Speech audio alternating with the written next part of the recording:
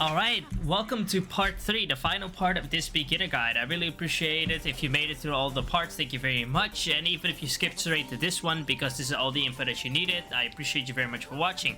Now, I wanted to get a few things out of the way. If you've already seen the disclaimer for part 1 and part 2, then you already know what's going on here with this disclaimer, but originally, all 3 parts of this beginner guide were one long video, so the introduction to this part and the ending to this part might be a bit odd. I'll be creating a custom outro for this specific last part of the beginner guide.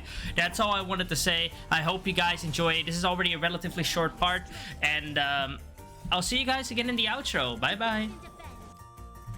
Alright, now next up is, how do you know who to summon for? Right? Now, I'm gonna keep this nice and brief, because that's what's in... This is already quite a long video. The main message I want to give with this section of the video is that I agree with the idea of summon only for who you'd like. However, I disagree with that should be all that matters. There is something that a lot of early game players end up forgetting, or stop asking themselves as a question. Sure, people end up pointing it out, but I've seen countless times that people get frustrated because they pull the character that they want, they pull the character that they like, and then they're not able to clear endgame with them. The thing that I want people to also keep in mind is, don't only look at whether you want the character or not, but also look at what they offer for the characters that you like. For example, some people might be indifferent about her, Silverwolf, right? Some people might be indifferent about her, but she brings a lot of quality of life and versatility to your teams, right? She brings a lot of utility. That's the main word I'm looking for, to your teams. Debuffing enemies extremely powerful, and of course her ability to add an additional weakness, meaning that if you plop her on a team, technically you can bring it against any boss in the game, because you can just add the elemental weakness that the enemy needs to have for your team to work onto that enemy. Right, another quick example I want to go over is, let's say Clara is your favorite character in the game. You love counters. In every game you play, you love the character that does counter attacks. It's your favorite thing. Alright, fine. Summoning for Topaz, right, even though you might not care for her too much, is a good option here, because she allows Clara's counters to do more damage. These are things you gotta look at. Now, I'm not saying, oh, this means you have to summon on Topaz if you like Clara. Once again, it's your own choice, and it's however you want to enjoy it at the end of the game. I'm simply saying, look at it and keep it in mind, right?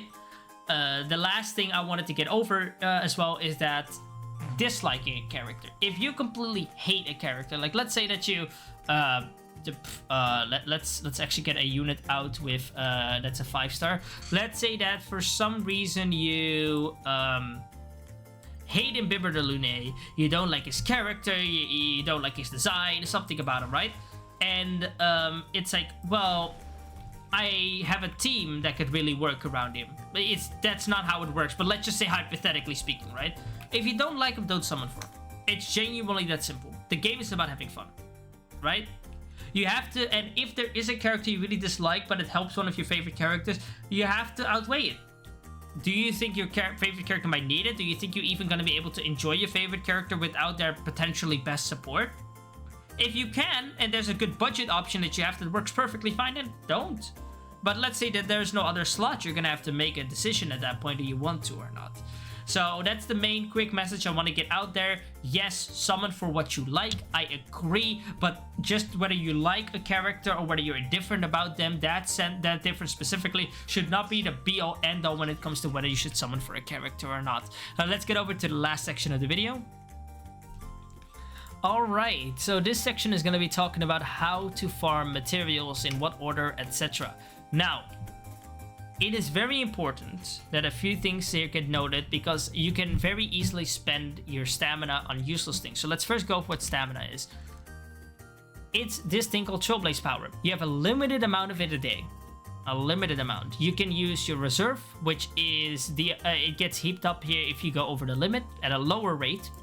You have these vessels or flasks, which you have a limited amount of as well, and cannot farm. So you have a limited amount of that. And you have these, right? Stellar Jades, which don't use this on this. Just save them for summons. Please don't use them on this. And even if you are a mega whale who's able to spend hundreds of thousands of dollars a day on this game, let's say you are, right?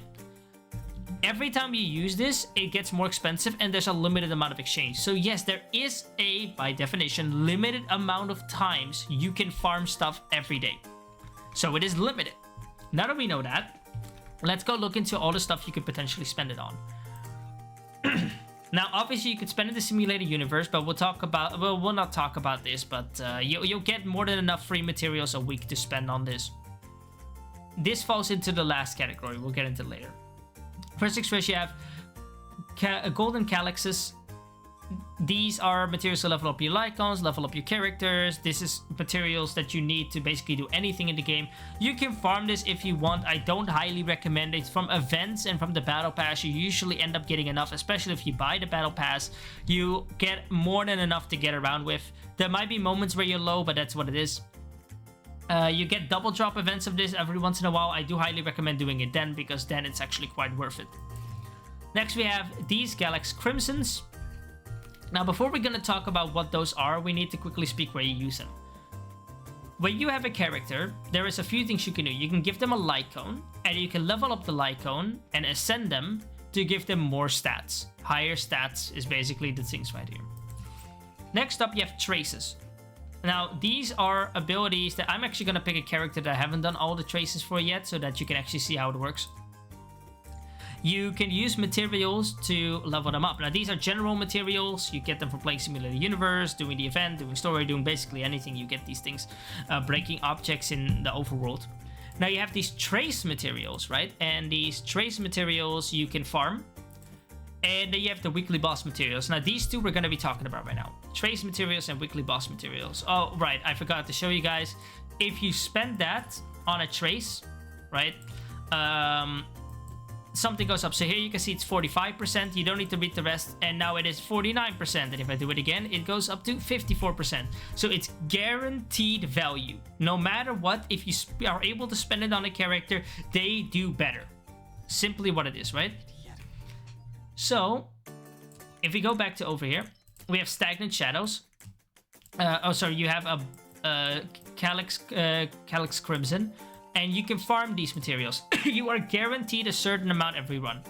These purple ones are the only ones that are RNG, but you can convert 3 of these 3-star ones into 1 4-star one. So you're getting your materials worth out of your Trailblaze power, right? This is a very good way to spend your Trailblaze power, especially to level up the characters that you want, because it's guaranteed higher stats, guaranteed better performance. Next, you have Stagnant Shadow.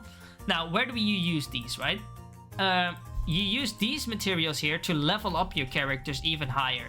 So, this character right here can only go up to level 70.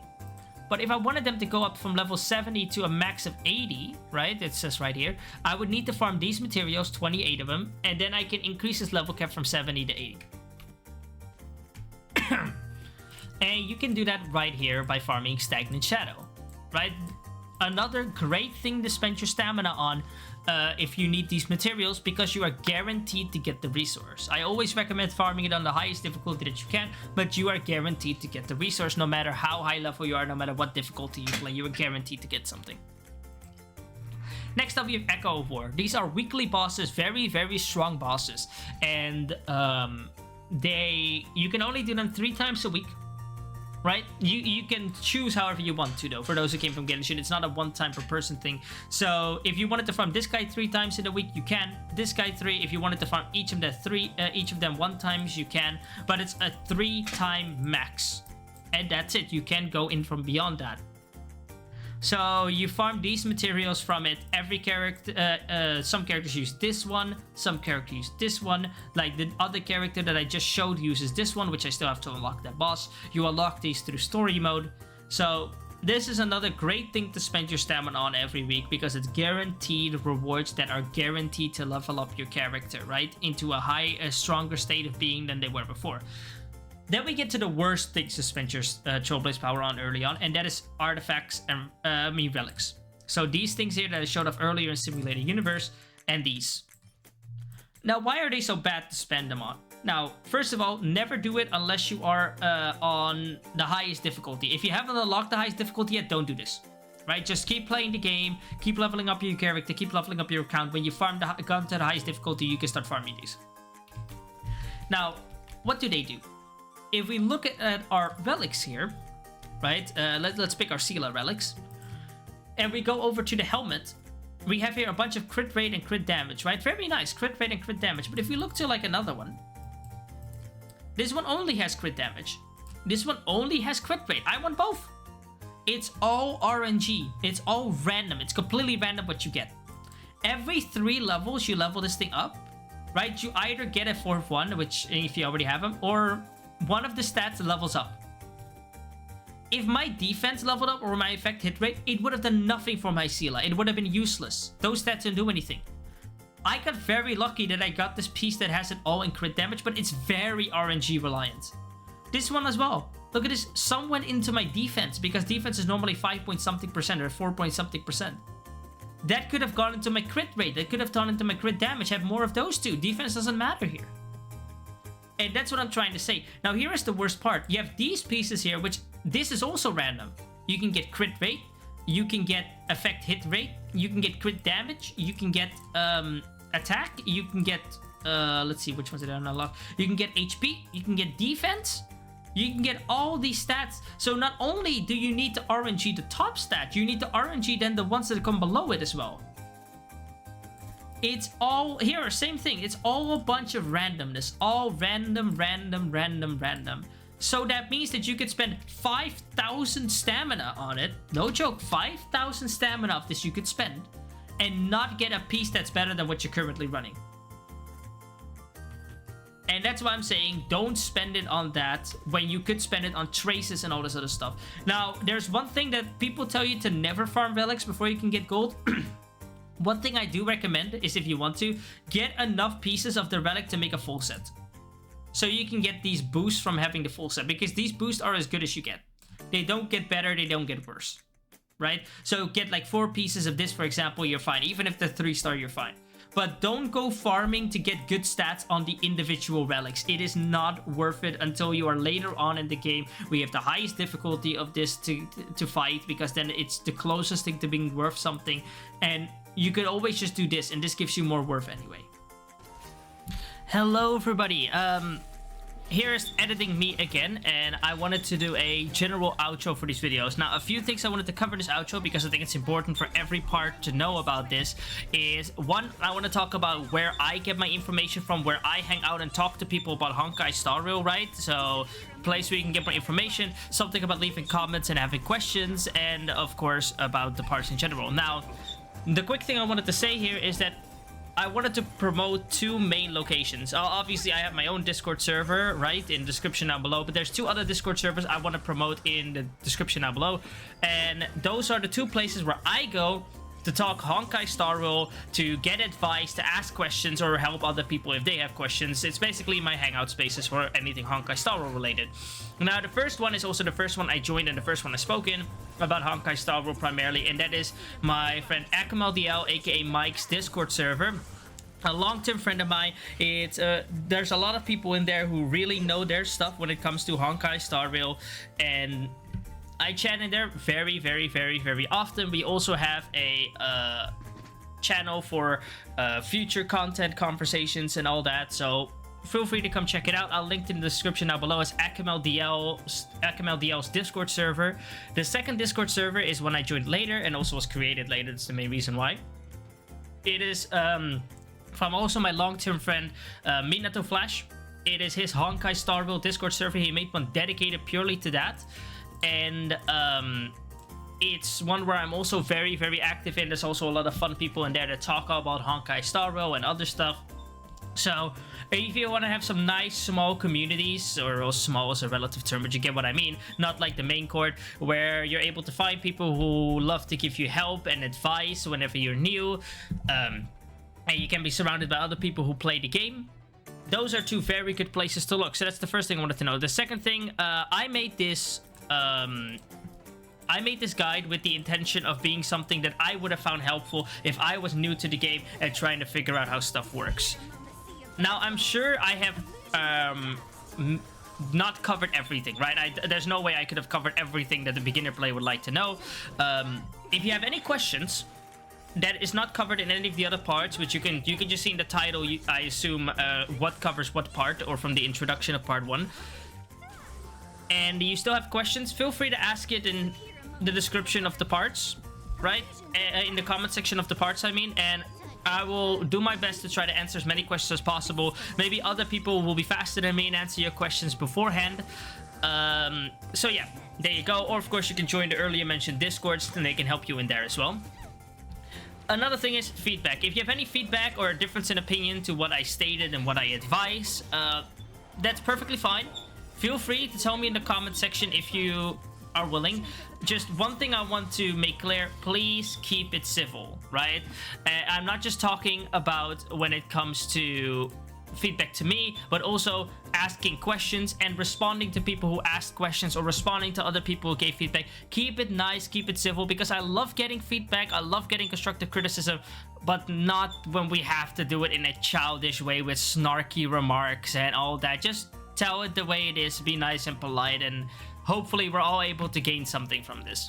Alright, that's been about it. I hope to see you guys in the other parts, or if this already is the end, I hope to see you guys hopefully in the Discord servers or in the next video that I do. I also stream over on Twitch, so check that out as well. I've been your host, Damon519, and I'll see you all in the next one. Bye bye!